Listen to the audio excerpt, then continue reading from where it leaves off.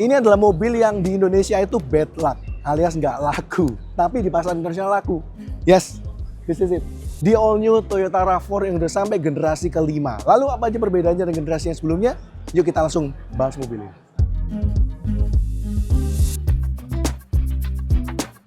Halo guys, welcome back to Autonet Max. Dan kita masih ada di Japan Mobility Show 2025.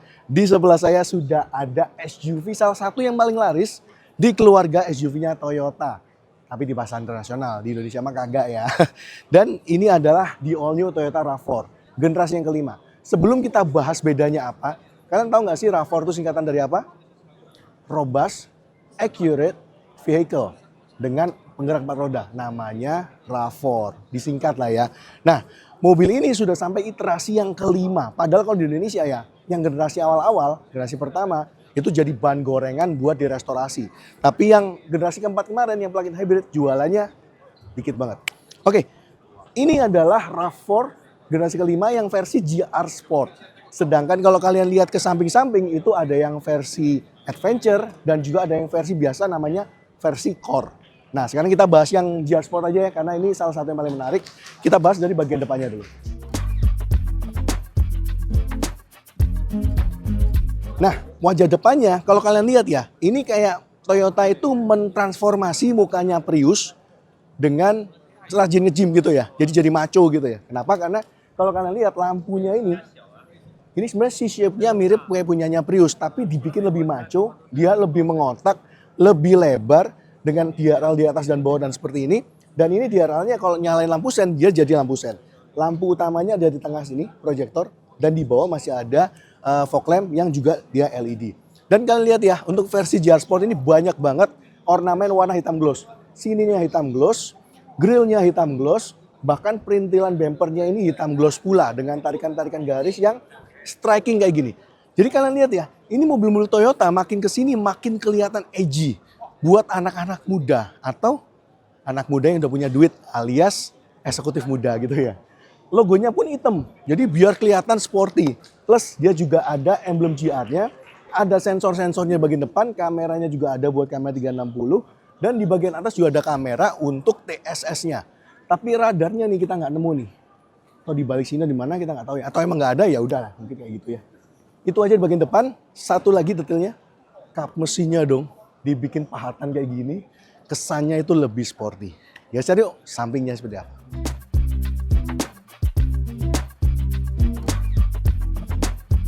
Ya, ini bisa dibuka tutup karena ini buat ngecas. Kalau buat bensin di bagian belakangnya. Oke, dari bagian agak depan dulu, di sini dia menggunakan ban ukurannya 20 inci ya. Profilnya 235/50 R20. Bannya dari Dunlop SP Sport Max. Dan velgnya ini lumayan keren ya. Karena dia ada campuran warna hitam dengan warna abu-abu kayak gini. Jadi udah nggak ada tuh krom-kroman. Ya, krom itu kan 2010 gitu ya. Jadi sekarang warna kayak gini mungkin lebih kelihatan lebih modern. Dengan pengereman atau brake ini yang cukup gede dan juga dia kalipernya warna merah, ada logo GR-nya.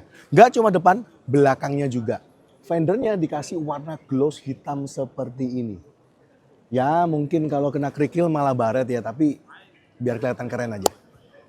Spion, dia kayaknya model yang baru ya, kayak gini bentuknya. Dengan warna hitam pula. Ada lampu sennya dan tentunya ada kamera 360-nya.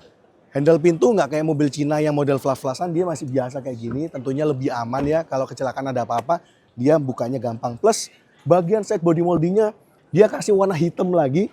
Tapi lagi-lagi, hitamnya hitam gloss.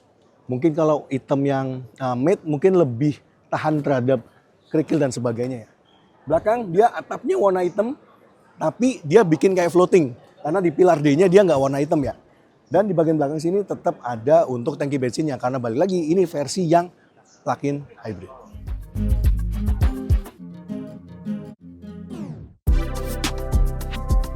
Oke, ini bagian belakangnya dan lihat belakangnya saya langsung salvok sama apa?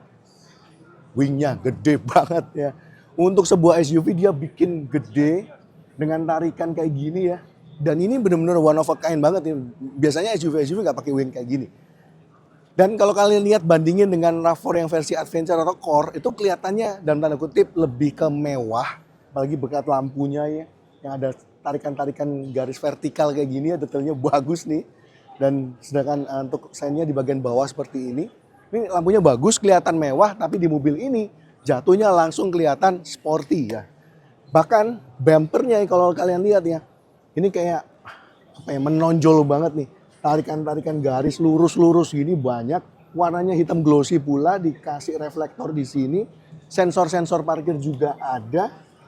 Tapi knalpotnya malah ngumpet gitu ya. Karena balik lagi dia plug-in hybrid. Ya, bukan mobil yang menggunakan teknologi ICE.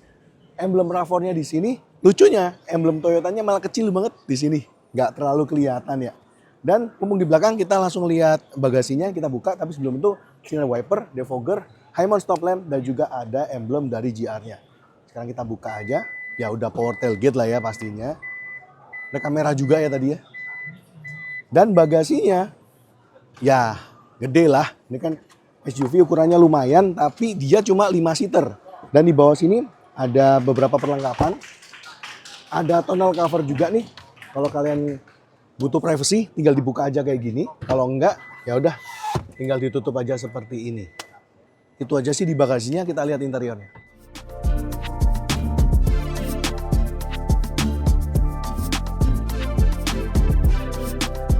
Oke, kita duduk di interior dari RAV4 generasi kelima ini dan beda banget ya kalau dilihat ya. Ini sih kesannya jadi amrik banget ya. Kita coba tutup ya pintunya. Pintunya juga suaranya, bubnya enak banget gitu. Nah, pertama setir nih. Setirnya ada emblem GR, ada merah-merahnya berlapis kulit juga ya tentunya. Bagus. Tilt dan teleskopik udah pasti sih ya. Dan di sini tuh sebenarnya ada kamera. Ini untuk semacam emergency driving sensor gitu ya. Jadi kalau ada amit-amit apa-apa, mobilnya tahu tuh kalau tiba-tiba pingsan atau apa gitu ya. Ada pedal shift, terus di sini juga ada tombol untuk lampu, ada autonya, wiper juga ada autonya. Dan ada head up display yang kayaknya ukurannya gede. Ini mati sih, kita nggak bisa lihat ya. Dan panel instrumennya juga ukurannya cukup gede ya. Ini bener-bener kayak antitesis aja. Berapa kali saya bikin video, mobil China panel instrumennya kecil banget. Di sini ukurannya gede. Tapi layarnya juga gede ya. Ya lagi-lagi mungkin ini agak ngikutin mobil-mobil dari Tiongkok juga. Tapi at least begitu kita duduk kayak begini, ini nggak sampai ganggu pandangan. Ini bagusnya Jepang nih. Dan kedua, bagusnya Jepang adalah selalu mereka kalau bikin mobil, ergonominya tuh enak. Mencet ke sini tuh masih kejangkau tangannya. Ke sini apalagi. Ini tombol-tombol masih terjangkau ya. Jadi bagus. Dan di sini untuk tuas transmisinya dia pakai kecil kayak gini, ada P, R, D, N, dan juga di sini ada electronic parking brake-nya dengan brake hold-nya pula. Di sini ada 2 cup holder dan bisa diangkat, yang artinya bisa diperluas. Di sini bisa taruh-taruh barang, yang di sini ini ada wireless charging. Ada tombol untuk drive mode-nya termasuk mode EV-nya. Dan di sini ada EV HV ya, EV HV. Saya belum tahu ini artinya apa nih. Di sini ada mode untuk trail dan juga snow, ada normal berarti untuk 4-wheel drive-nya. Ada colokan Type-C 45 watt, untuk kameranya juga ada di sini. Dan layarnya cukup gede tadi ya, tapi sayang kita nggak bisa nyalain ya. Untuk AC di sini ya, jadi AC tentu aja nggak masuk ke layar. Ini bukan Cina, ini Jepang. Dan materialnya lumayan, di sini plastiknya tuh kayak ada beda material, beda teksturnya gitu. Masih bisa taruh-taruh barang di sini dan ini udah bahan yang halus alias empuk. Kursinya pakai Alcantara dong, cakep dong. Ada emboss GR-nya pula. Dan di sini untuk konsol tengahnya lumayan gede juga ya, bisa dibuka ke samping dan ke samping satunya. Jadi bisa buka 2 arah. Bagus ya. Untuk kaca spionnya yang tengah ini dia elektrokromatik ya, dan kayaknya ini ada layarnya karena ada tombol-tombolnya di sini ya. Apakah ada dashcam-nya? Oh nggak ada. Ada tombol SOS juga kalau amit-amit ada apa-apa dan juga ada tempat buat nyimpen kacamata seperti ini. Wow, sebelah kanan cuma ada tombol buat power tailgate doang. Dan material di door trimnya juga bagus. Bahkan door handle-nya kelihatan cakep nih. Dia penempatan untuk tombol-tombol yang di samping driver juga agak tinggi dan bisa taruh-taruh barang juga di sini. Dan masih ada kantong termasuk untuk bottle holdernya. Itu aja sih di bagian depannya. Kita ngintip dikit ke bagian belakang.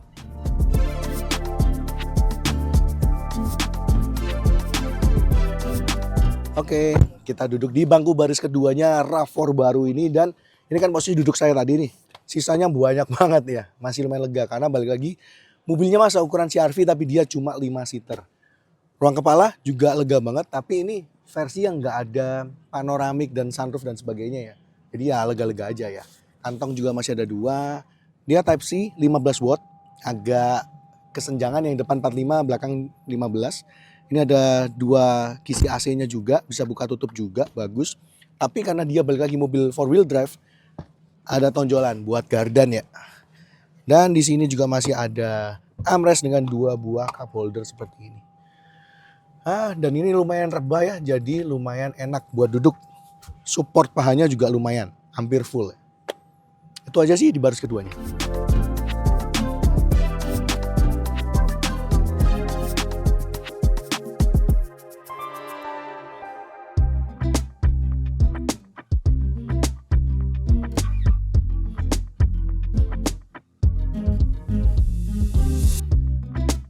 Nah, kita kan udah lihat yang versi GR-nya ya.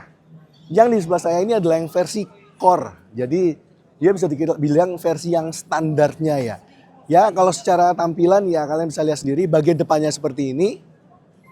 Dan bagian belakangnya seperti ini. Dan gak cuma Core sama GR Sport, masih ada satu versi lagi namanya Adventure. Yang bagian depannya seperti ini. Dan bagian belakangnya seperti ini. Nah, spesifikasinya gimana?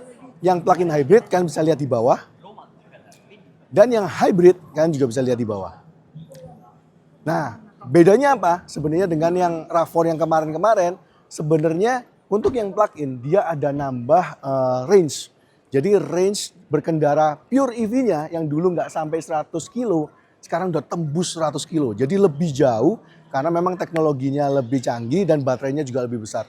Yang hybrid juga sama. Motor listriknya dia lebih powerful. Dan khusus untuk plug-in yang penggerak 4 roda, karena dia juga motornya lebih powerful, tentunya kalau dipakai buat garuk-garuk tanah juga dia lebih mantep, lebih enak ya. Nah, buat siapa mobil ini? Ya buat yang cari mobil SUV, 5-seater, bisa diajak main tanah, tapi tampilannya bisa sporty, bisa adventure, atau bisa yang biasa aja. Nah, pertanyaannya apakah masuk Indonesia atau enggak? Kita nggak tahu. Karena track recordnya nggak bagus ya. Jualannya kemarin jualannya ya begitulah. Bisa dihitung jari lah jualannya.